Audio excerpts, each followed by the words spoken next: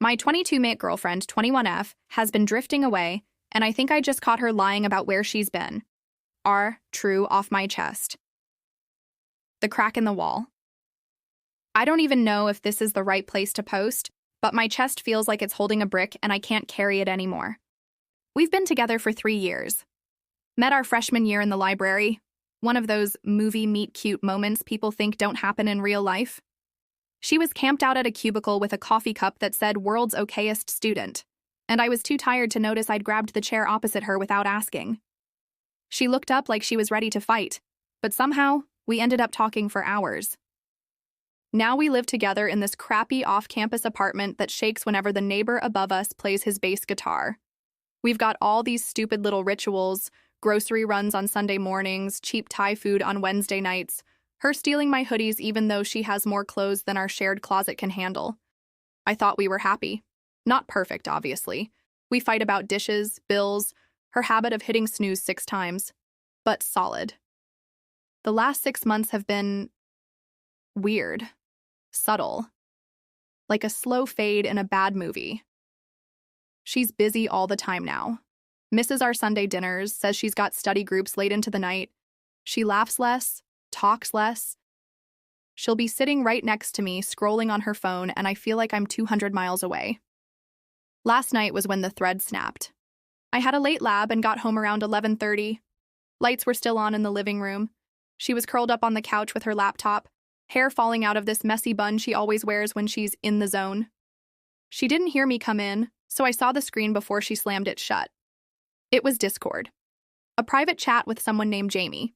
The last message from them said, "I can't stop thinking about last night." And hers, still half-typed in the box, read, "I feel the same." She snapped the laptop closed like she'd been caught with her hand in a jar labeled, "Do not touch." Then she said, "Oh hey, didn't hear you," like we hadn't just detonated a landmine in the room. I asked, probably too calmly, "Who's Jamie?" She said, "Just a study buddy. Don't be weird." Then she went to brush her teeth and didn't come back out. I lay in bed next to her for hours, staring at the ceiling while she breathed like nothing was wrong. I'm not saying she's cheated. I don't have proof beyond that one line. But every late study night for the past few months just rewound in my head like a bad movie montage. And here's the part I hate admitting. I didn't confront her. Not really. I just froze. Because if I start pulling at this thread, I don't think I can stop until the whole thing unravels. The idea of losing her makes me feel like I can't breathe. But the idea of staying if she's already gone? That feels worse. I don't even know why I'm posting. Maybe I just need strangers to tell me I'm not losing my mind. Update 2. The confrontation. First off, I didn't expect my last post to blow up. I figured maybe a couple people would tell me I'm paranoid, and I'd just quietly delete it in a day. Instead, my phone was lighting up all night with Reddit notifications. I read every comment. The ones saying, "This is cheating, emotional at the very least, hit me in the gut." The ones saying, "Stop being a doormat, confront her now," made me feel like the biggest coward. A few tried to give her the benefit of the doubt. Maybe, last night, was literally studying until late. But even those felt like they were written with a wince. So I confronted her. This morning, I waited until she was halfway through her cereal, so she couldn't just run out the door with an excuse. My voice was shaking, which I hated, but I said, "We need to talk about Jamie." She froze for half a second, then started chewing again like I'd just asked about the weather. Her story? They met in a group study session for one of her electives. He's funny and easy to talk to. She swore the last night thing was about cramming for an exam and that I'm twisting things in my head because I've been stressed. I told her I saw her message, that she typed, "I feel the same," before she closed the laptop. She swore she was joking. "You know how I joke with people," she said, laughing in this forced way that made my skin crawl. I asked why she hid the screen from me. She said, "Because you're being weird about it." That was the point where I realized the conversation wasn't going anywhere. She flipped it on me so fast I felt dizzy. By the time she grabbed her bag to head to class, I was the one apologizing for making things awkward. After she left, I just sat there staring at her empty cereal bowl, trying to convince myself I didn't just get gaslit in my own kitchen. I texted my friend Matt about it. He's blunt in a way I usually hate, but right now I need that. He said, Dude, she's emotionally checked out. Stop giving her the benefit of the doubt she wouldn't give you. I keep replaying the look on her face when I said Jamie's name, like she'd been caught holding something sharp but didn't want to drop it. I've decided I'm going to watch her actions instead of her words for the next week. If she's telling the truth, it'll show. If not, I guess I'll have my answer. But the truth? I already feel like I know. Update 3. Screenshots and group chat fallout. Well, things escalated faster than I expected. Remember how I said I was going to watch her actions for a week? I didn't even get 2 full days before the universe handed me receipts. Yesterday afternoon, I was sitting in the student union trying to finish a lab report when my phone started blowing up. It wasn't Reddit this time. It was our group chat. We have this group with about 12 people, mostly friends from freshman year. It's usually memes, dumb inside jokes, and the occasional, "Who's going to the party this weekend?" message. But yesterday, it was a screenshot. From her Discord. From Jamie. It was the same username I saw that night. Same profile pic. The message was from 2 nights ago and said, "Still thinking about the way you kissed me. Can't wait for next time." Her reply? "Me too. I can still taste you, lol." I swear my stomach hit the floor. Someone, I still don't know who, had clearly been snooping or got sent those screenshots by someone else. And instead of sending them to me privately, they dropped them right into the group chat. The chat went from WTF to "Is this real?" to half the group just going radio silent. A couple people DM'd me saying they were sorry, that they didn't know she was like that. She didn't text me, didn't call, didn't even come home last night.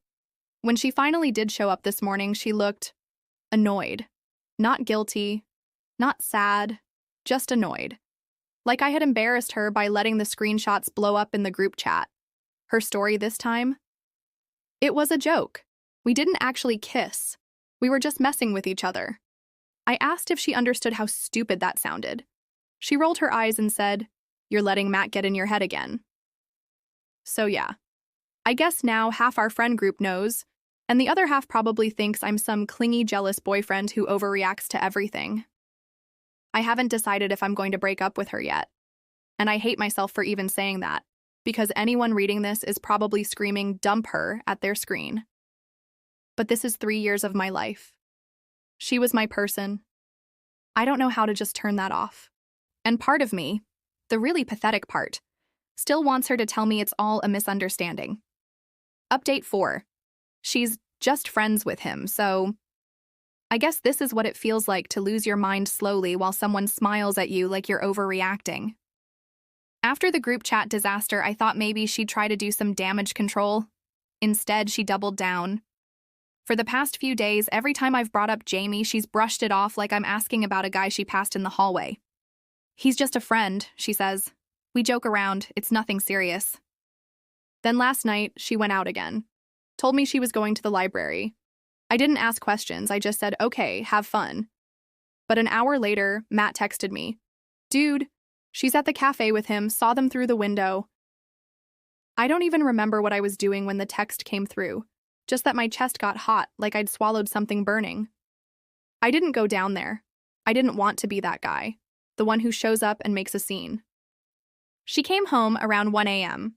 I asked how studying went. She said, "Fine." Then she got in the shower. I stood outside the bathroom door, listening to the sound of the water, and wondered how many times she's done this while I was home thinking she was somewhere else. I'm not eating right. My grades are slipping. I skip lectures because I don't want to run into her friends, who definitely know more than they're saying. I've started sleeping on the couch because I can't stand lying next to her while she pretends we're still us. She's acting like I'm the problem now. Little digs like, "You've been moody lately," or "You need to trust me if this is going to work." And here's the worst part. When she says that, part of me wants to believe her.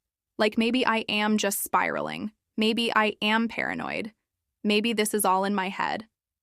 But then I remember the Discord messages, the screenshots, the fact that she keeps studying with a guy who told her he still tastes her. I don't know how much longer I can live like this without snapping. Update 5. The campus party reveal. I thought I was ready for confirmation. I wasn't. Last night was this big end-of-semester party at one of the frat houses. Normally, I hate those, but Matt convinced me to go. If nothing else, he said, you'll get out of your apartment and stop staring at your walls. I wasn't planning to drink much, just wanted to hang out, maybe distract myself. But about an hour in, I spotted her across the room. She wasn't with her usual friends. She was with him, Jamie. They were in the corner, half hidden by this ridiculous beer pong setup. She was laughing. Not the polite fake laugh I've been getting lately, but that full-on throw-your-head-back kind of laugh I used to think was just for me. Then she kissed him. Not a quick, oops, too many drinks kind of kiss. The kind where you forget other people exist. I froze. It was like the noise in the room cut out, and all I could hear was my own heartbeat in my ears. A couple people nearby saw it too. I know because I caught that awful pity look people give you when they've just witnessed something you shouldn't have to see. One girl I barely know actually put her hand on my arm like she was about to apologize for her existence. I didn't make a scene. I didn't yell. I just left. Walked all the way back to my apartment in the cold without even grabbing my jacket from the coat pile. By the time I got home, my phone had already started lighting up with texts from Matt, from a couple people in the group chat, from her. Her first text was, "We need to talk. Please don't believe what you think you saw." As if my own eyes somehow lied to me. She came by this morning. I didn't let her in. She stood outside the door, knocking for 10 straight minutes, saying things like, "It's not what you think," and "You're blowing this out of proportion." I just sat on the couch, staring at the door, feeling nothing. Not anger, not sadness, just numb. Matt says I should block her, pack her stuff, and be done. But there's a part of me that's terrified of actually pulling that trigger. Because once I do, it's real. And maybe I'm scared that without her, there's nothing left in this town for me. Update 6. Radio silence and the viral post. I thought the worst part of this breakup would be her. Turns out it's the internet. After the party, I didn't post right away. I figured I'd just disappear for a bit, process things privately. But apparently, when you share your life on Reddit, the internet sometimes refuses to let it stay small. Someone, I have no idea who, took screenshots of my first few updates and posted them on Twitter. Then it got picked up on TikTok by one of those storytime accounts that reads Reddit posts over Minecraft parkour footage. My friend's little sister texted me saying she recognized my story and my campus from the background of one of my old Instagram posts. Now I've got strangers DMing me like they know the whole situation. Half are telling me I'm a saint for putting up with her. The other half are calling me pathetic for not ending it sooner. And of course she saw it. I woke up yesterday to a 17-text barrage from her. WTF is wrong with you? Do you know how embarrassing this is for me? You're ruining my life over nothing. You left out all the parts that make you look bad. She ended with, "If you don't take it down, I'll tell everyone what you did." Which is wild, because I have no idea what she's even referring to. I haven't done anything except not believe her lies. I didn't respond. I muted her number and shut off my notifications for a few hours. When I checked again, there were messages from mutual friends saying she's telling people I'm emotionally abusive and controlling. I don't know if they believe her. I don't know if I even care anymore. The weirdest part?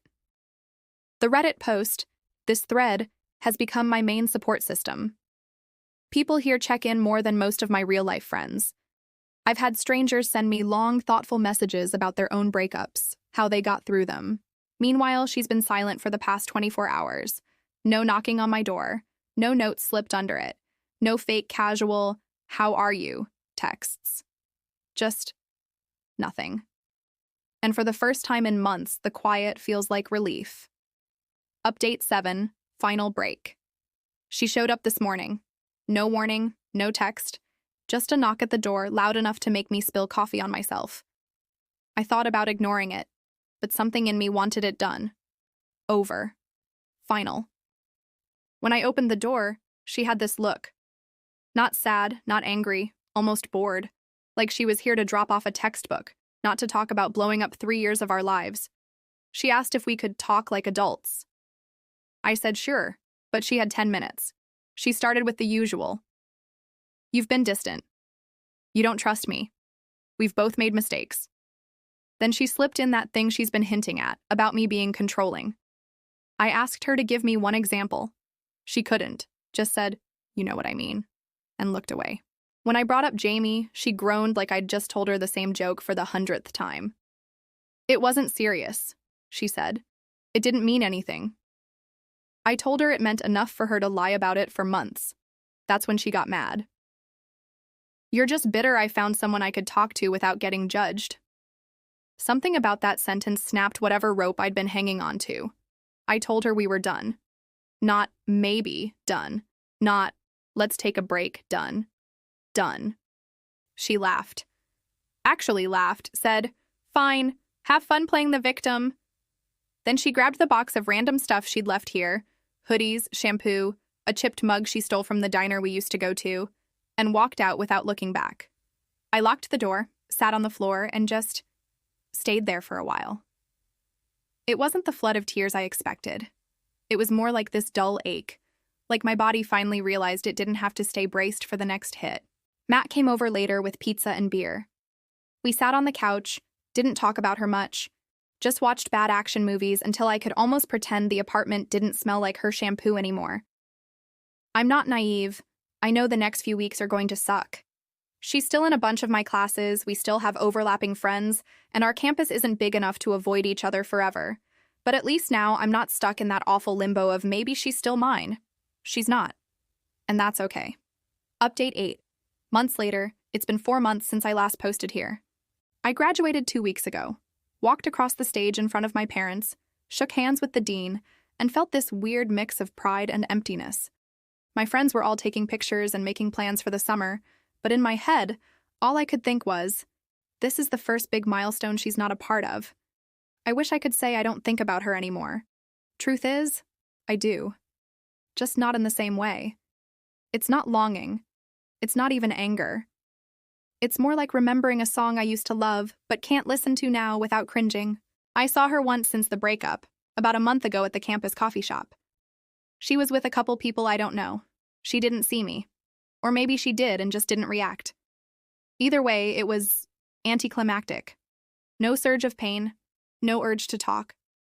Just a quiet acknowledgement that we're strangers now. I ended up moving out of that apartment right after finals. Couldn't stand the way the walls felt heavy with old arguments. I'm back at my parents' place for the summer while I figure out my next move. It's not glamorous, but the quiet is different here. Not tense, not waiting for a shoe to drop. Weirdly enough, my first Reddit post still floats around online. Every now and then, someone will DM me like they've just discovered it. A few even send follow-up questions, wanting to know if the girl and I worked things out. I don't bother answering those anymore. Some nights I go back and read the comments on my old updates, not to wallow, but to remind myself that strangers saw what I couldn't see when I was in it. That helps when I start second-guessing myself. The biggest change? I don't miss her. I miss me. The version of me before the constant suspicion, before the walking on eggshells, before I started thinking love meant holding on no matter how badly it hurt.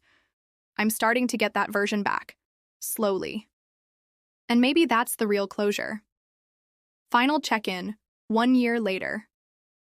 Didn't think I'd be back here, but it felt wrong to leave this thread hanging. It's been just over a year since that morning she walked out with her box of stuff. And in that time, my life has completely changed. I moved to a new city for work, a real job, not just another internship. I've got a tiny one-bedroom apartment that actually feels like mine. No ghost of someone else's presence hanging in the corners. No wondering where she is at night. Just me, a plant I've somehow kept alive for 9 months, and a couch I picked out myself. I still see mutual friends from college occasionally. Most of them stopped mentioning her a long time ago. The couple of times her name's come up, it's been in passing. Oh, I think she's dating someone now. Or I saw her at so-and-so's wedding. It doesn't sting, it's just background noise. I started dating again a few months back. Nothing serious yet, but it's different this time. I don't feel like I'm performing for someone or holding my breath, waiting to be replaced. I'm more careful about who I let in, but not in a bitter way, just intentional. And here's the weirdest part. I don't hate her anymore, not even a little. I don't forgive what she did, but I've stopped carrying it around like a weight. She made her choices, I made mine. We're both just people in each other's rearview mirrors now. Every so often, I'll get a DM from someone who stumbled across this thread or saw it on TikTok. Usually, it's another college kid in the middle of their own breakup, asking how I knew when it was time to walk away. My answer's always the same. You know when the version of yourself in that relationship isn't someone you like anymore. That's when it's time. If you're reading this and you're in that place, feeling like you're losing yourself, I hope you find the courage to leave.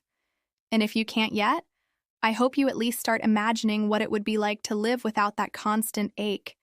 Because one day you'll wake up and realize you've been living that way for a while now, and it feels good. If you like these stories and videos, make sure to like, comment, and share so we can make some money from ad revenue and continue getting better and better with our publications. We strive to donate a portion of everything we make to charities that make a difference. Let us know if there is someone or thing you want to support. Thank you for staying until the end and enjoying the story.